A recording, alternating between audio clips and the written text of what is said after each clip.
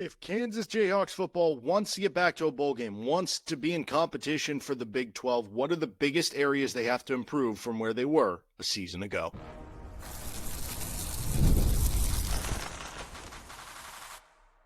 You are Locked On Jayhawks, your daily podcast on the Kansas Jayhawks. Part of the Locked On Podcast Network, your team every day.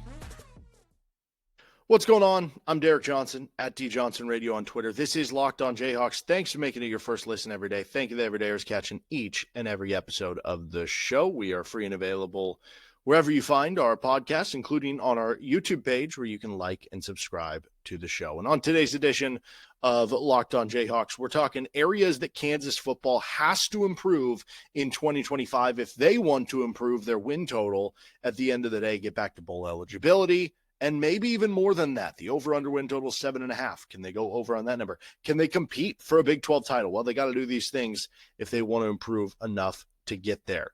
So we're going to get into our late game execution portion of this. Then we'll get into the intermediate passing game and then the field position battle, all of which Kansas showed some struggles a season ago and needs to be better this year. Let's start with the offense led by Jalon Daniels under Lance Leipold and get into the late game execution, because I think a big part of it for the offense was that lack of late game execution. Now, there were some late game execution issues for the defense as well. It felt like there were games early in the season where the defense played really well in the first three quarters, and then that did not carry over at all to the fourth quarter or a key drive at the end of the game. So let's just take a look at this. Let's reopen some bandages, reopen some wounds. Kansas was just 1-5 last season in one-score games, right?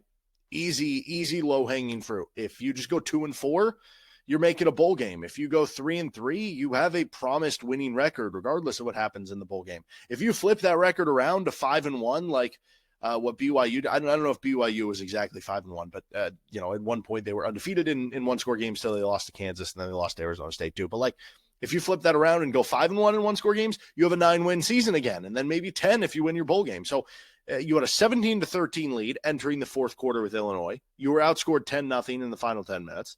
You led 17-16 entering the fourth quarter against UNLV. You lost by 3. You led 28-17 with 5:39 left against West Virginia. You lost by 4. KU also led by 3 on multiple occasions, and in what was a back and forth fourth quarter against Arizona State. Mind you, the same Arizona State team that ended up winning the Big 12 and nearly beating Texas in the college football playoff. You ended up losing that one by 4. You led most of the fourth quarter, and you still lost by 2 against Kansas State. And those are just the one-score games. That doesn't even account for the fact that the TCU game was not technically technically it was not a one-score loss for Kansas, but you were also up 24-21 with 2 minutes left in the third quarter of that one. All of those games were within reach, were within your hands of winning each and every one of those games.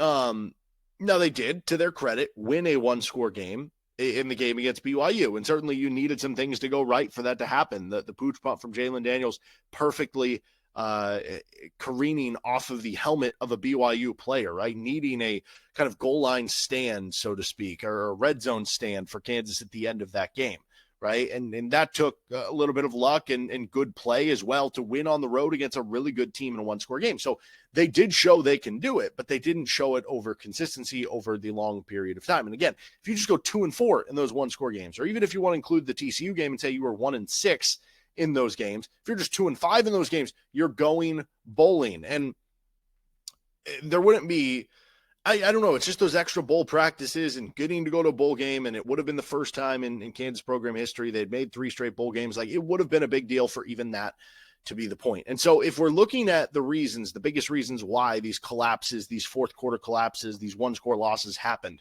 let's look at the stats of the one-score games in the fourth quarter. Throwing the football, they were just 21 of 40 was Kansas, so close to 50%. That's not very good. 233 yards, 1 touchdown to 1 interception. They were sacked 4 times in the air with 2 fumbles. Basically, that means you only average less than 5 yards per play with 3 turnovers when you were throwing the football in the fourth quarter of one-score games last season. The QB running game averaged about 4 yards per play with 1 turnover. That was the unfortunate K-State turnover.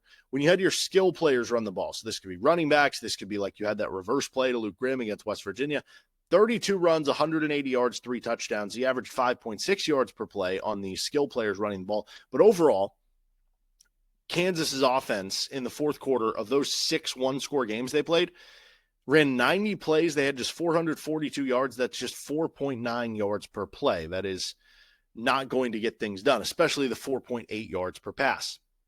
Okay, so obviously offense has some things that, they need to work on there at the end of game situations. They also turned it over too much.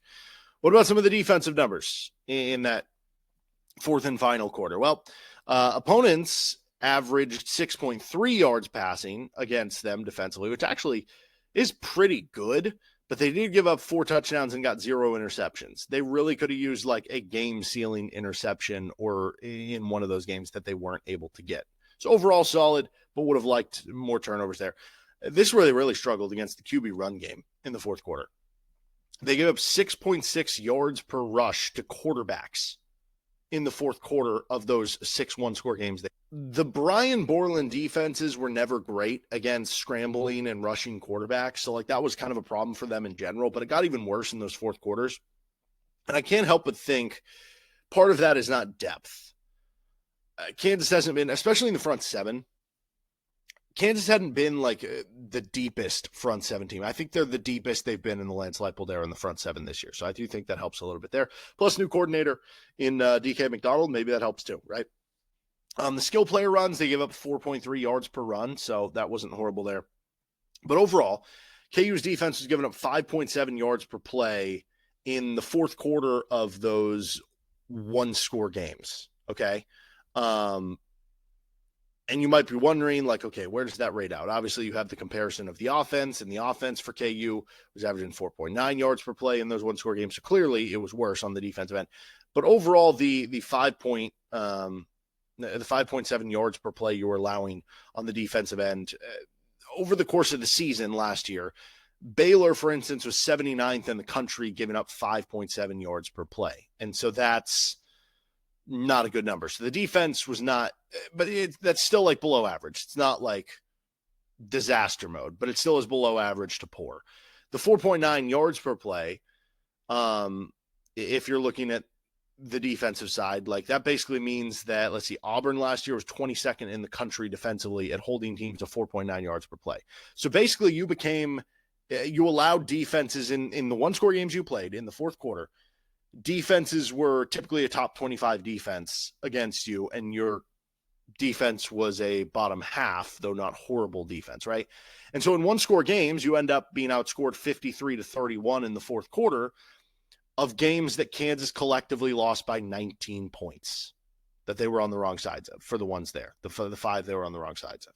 You can see very easily how things could switch and how this team could be better. And the nature of playing in the Big 12 in general is you are going to play a lot of close games. You do not have a successful season playing in the Big 12 where a lot of these schools are close together in their recruiting level, their talent on their roster, how many good coaches there are. A lot of these schools are very close together. It's going to be decided by one-score games.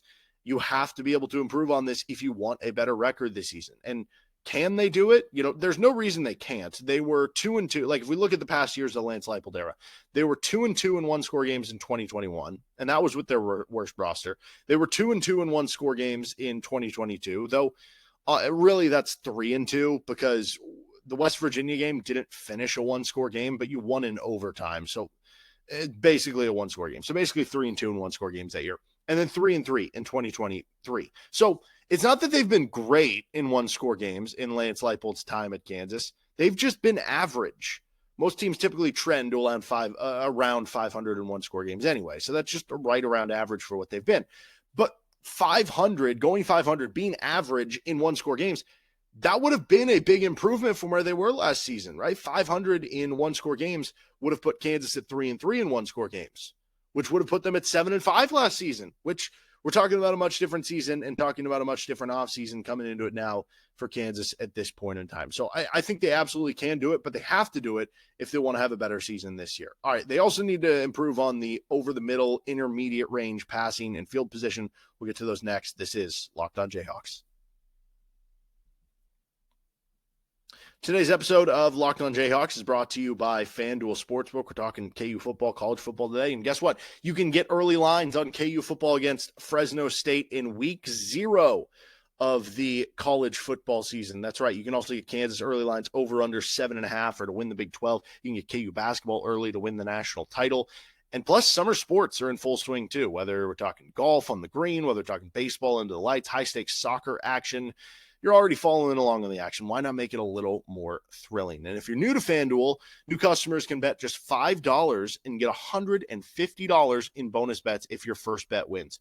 Just open the FanDuel app today or visit FanDuel.com to get started. That is FanDuel, the official sportsbook partner of the Locked On Podcast Network.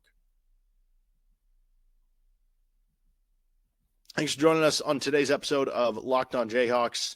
And thank you for making Locked On College Football, Locked On College Basketball your second listen every day as well. All right, where's another area that KU football has to improve if they want a better result here in the 2025 season? The intermediate passing game and throws over the middle. These two can be correlated. Intermediate passing game can be to the flanks, but a lot of times you think of them as connected, and they're both true. So on throws between 10 to 19 yards, down the field. So that would be where I would call the intermediate range. In fact, like Pro Football Focus calculates 20 yards and more as deep balls, and that 10 to 19 as being the intermediate, with 0 to 9 being kind of short, and then you have behind the line of scrimmage, for screens and things behind it. But on those passes of 10 to 19 yards down the field, Jalon Daniels completed just 45% of his passes with 7.8 yards per attempt. He had 4 touchdowns compared to 4 interceptions. And if you look at the big time throw percentage, which I don't know how that's calculated for Pro Football Focus. I guess it's just if they have a highlight worthy throw or like a big time throw in a tight window, they mark it as that. And then it's just the percentage of how many of those happened among how many throws came in that area. It was just 1.4%. So that's not a very high number. The NFL passer rating in that zone for JD, under 70. It was 67.3 for the NFL passer rating in that zone for Jalon Daniels. If you rewind at a comparison for the previous season when Andy Kotelnicki, as opposed to Jeff Grimes, was the offensive coordinator, Daniels, instead of completing just 45% in that area, he completed 71% in that area. And instead of 7.8 yards per attempt, he completed 9.3 yards per attempt. And instead of having a 67 NFL passer rating, he had a 153 NFL passer rating. And if we also go back to 2022, it's a little down from that, but it's still 63% with a 117 NFL passer rating, and the yards per attempt are even higher, 10.7 yards per attempt. So in 2022, 2023, Jalon Daniels cooking with Andy Kotelnicki in the intermediate range. 2024, Jeff Grimes, not the case.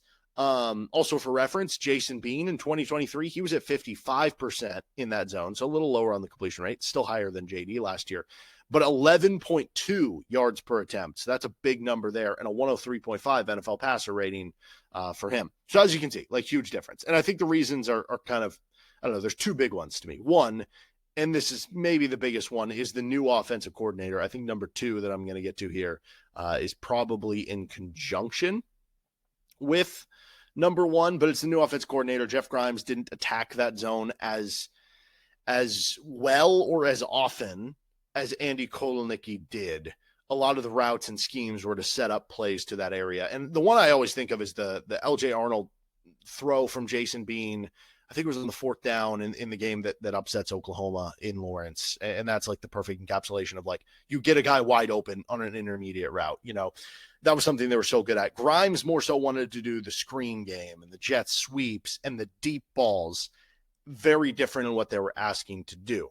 Now, at the same point in time, even though I think a big part of that was coaching, there is probably a good amount of it that you could probably also blame Jalon Daniels for not being as confident or consistent throwing in that area. I do think, to Jalon Daniels' credit, if you have that new offensive coordinator in there and you don't have the confidence, like, that is the toughest place to throw on the field if you don't have confidence.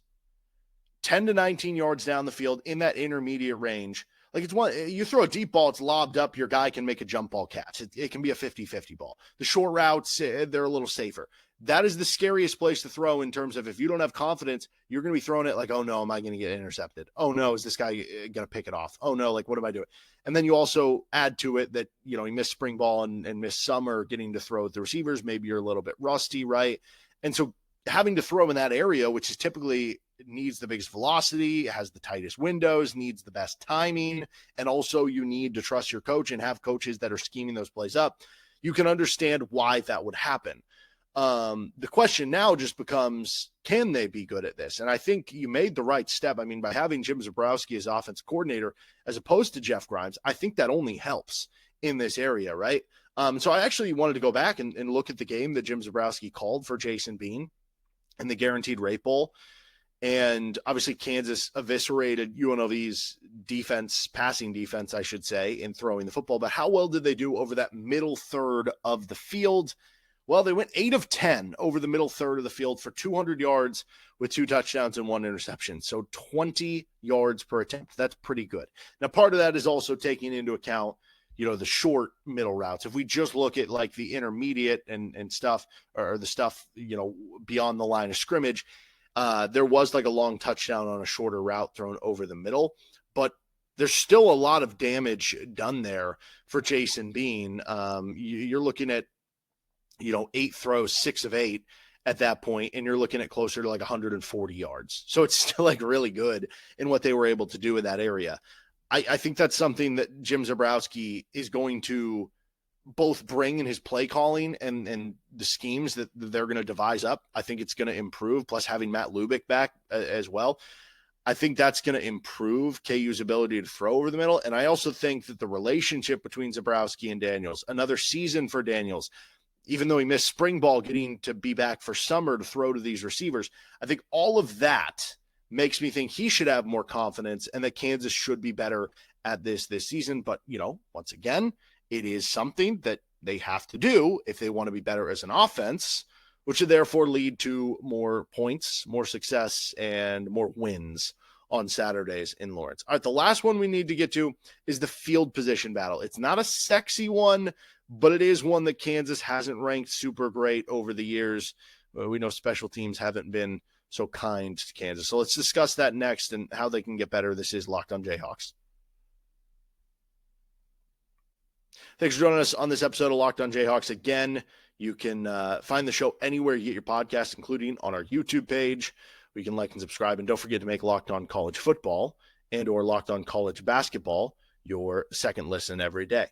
Also, this is coming out on a Thursday morning if you're listening. If they've still got tickets for it, check out the Rock Chalk Round Ball Classic coming up on Thursday night at Free State High School. Or just donate, maybe just show up for the auction that's kind of going on, the silent auction out in the halls of Free State High School. It's an awesome event. Highly recommend checking out what it's all about. If you don't know, rockchalkroundballclassic.com. Okay, the field position battle for KU is an area they have to get better if they want to be better overall as a team. Now, those first two ones we talked about, the winning, like if you just fix one of these, if you just fix the winning close, that's enough on its own to get you back to bowl eligibility. If you fix the winning close and the intermediate throwing, and maybe those two are tied, like maybe you have to fix the intermediate throwing to win more close games. But if you fix those two, now maybe you're flirting with that 7 to 8 win range where, you know, Vegas has you for the over under win total. This one would kind of be the cherry on top, where it's like if you can improve field position, maybe it's the difference between you being an 8-win team and being a 9-win team or being a 10-win team. I don't know. Like maybe this is the kind of the shining of the shoes, you know? So Kansas ranked 94th last season in net field position, right? So their average starting point minus the average starting point of their opponent, and then you come up with a number, and that's your net field position. They were only 94th in the country, so obviously that's a number that was not very good and needs to get better. Special teams does matter. We've seen it for so many years at Kansas, where it's almost like a bad special teams play is more valuable to a game than a good one is, if that makes sense. Now, maybe that they're intertwined, because I guess if you have a bad special teams play, that's a good special teams play for the other team. But you know what I mean? Like if you gave me the option between Kansas can have 3 punt return touchdowns in a season, but they're also going to get, like, I don't know, a field goal blocked, give up a kick return touchdown, and then something else, versus just having no huge positive swings, no huge negative swings, I would take that second one. Like, we kind of lived that a couple of years ago, right? You had the Trevor Wilson punt return touchdown against UCF. That was an awesome highlight, an awesome moment. They also dropped the punt against Kansas State. And so they kind of equal themselves out in terms of big plays, but one ended up being, more excruciating and more painful to you than the other one, obviously. So that's kind of where I'm at with that. But this stat is interesting because the net field position thing is like, yes, special teams does matter to it. At the same point, the defense does get involved in this stat, right? Because 3 and outs is going to equal better field position. If somebody opens up the game with the football and they 3 and out from their own 27-yard line, you're going to wind up with better field position than if they got 3 first downs and then punted and pinned you at your own 12-yard line, obviously. So the more 3 and outs is going to be better field position. That is where the defense comes into play. And I think the more bend but don't break you are, which Kansas has kind of been, the worse you're going to set your offense up in a lot of different ways. Kansas was 115th in the country last season in average starting field position on offense. So that kind of tells you that, yeah, they weren't getting 3 and outs and the offense was not being put in valuable positions. And the main reason they ranked so poorly in net field position is where the offense started the ball. And so this is where DK McDonald, not just your special teams and the defensive portal additions, I think come into play, right? I feel good about the defensive tackle group. I feel good about the D-line and the depth that they have overall. I feel good about the portal additions they've made to the linebacker unit, that this could wind up being the best linebacker group of the Lance Leipold era. Obviously, there are some questions about the secondary. You lose some key players. There is talent there. How good are they going to be? Can they at least be good enough? And can those other position groups take a step up that it nullifies, even if you do take a step back on the back end? And so I think for that reason, though, overall, with the combination of the new coordinator, maybe some new wrinkles on the defense, some new interesting players, I do think they can improve, especially when you look at the D-line group, being able to set KU up with a few more, maybe 3 and outs this season, right? Because if the D-line is stuffing a run on first down or getting a tackle for loss, and then maybe they're getting a sack, like that's going to help you get more of those 3 and outs. I think the other reason that they have the opportunity to be better at getting that average field position this season, it's the new punter, Finn Lappin. This dude is a stud, 46.1 yards per punt last season at McNeese State. 31%, so about 1 in every 3 of his punts ended up inside the 20. He also had a long of 68 yards. If we just compare that to what Damon Graves did for Kansas last season, Graves had 42.3 yards per punt. So that's about 4 less yards per punt. 18% of his punts were inside the 20, so about 13% less than what he was doing there. And then his long was 58 yards. That's about 10 yards less. It is 10 yards less than what Finn Lappin did a season ago. This is what's really crazy to me, though.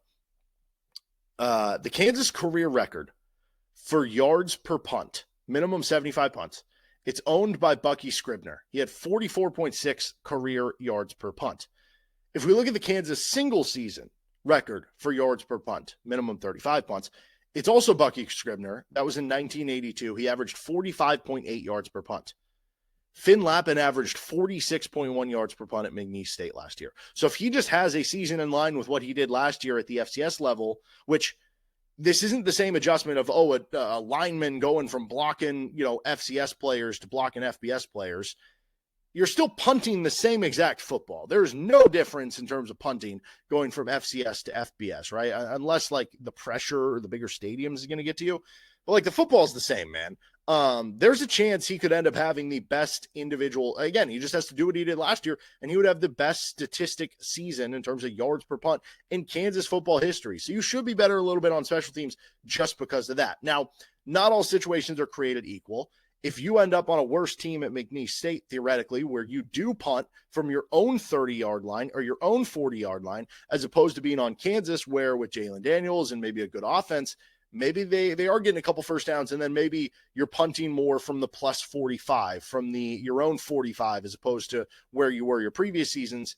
That's going to lower your yards per punt because you're going to be more focused on pinning guys in. But that is where that number of him pinning 31% of his punts inside the 20 last year compared to Graves at just 18% is an improvement. And that is also a number that is a little contextual dependent because, again, if if Lappin's having to punt most of the time from his own 30, he's not really going to have as many chances, or from his own 20, he's not really going to have as many chances to pin a guy deep inside his own 20. So that's not a great way of looking at it, but it is something where I feel like they do have an improvement there in terms of the yards per punt, that they can back teams up even more. And also the idea that when they do get those opportunities to kind of coffin corner punt and pin a team deep, that they'll be able to take advantage of those even more. Plus, I think the defense maybe can get, I don't know that they're going to be elite at getting 3 and outs, but can they be better at it than they were a season ago? Yeah, yes, I absolutely think they can. So those are areas Kansas needs to improve. And I think optimistic view that they can improve on all of those different areas. That'll do it for us today on Locked On Jayhawks. You can find our show anywhere you get your podcasts, including on our YouTube page where you can like and subscribe. Don't forget to check out all of our other episodes this week. Is Kansas basketball underrated? We talked a little about the Rock Chalk Roundball Classic in segment 3 yesterday. So thank you to everydayers already catching all the shows, and we'll see you next time for another edition of LOJ.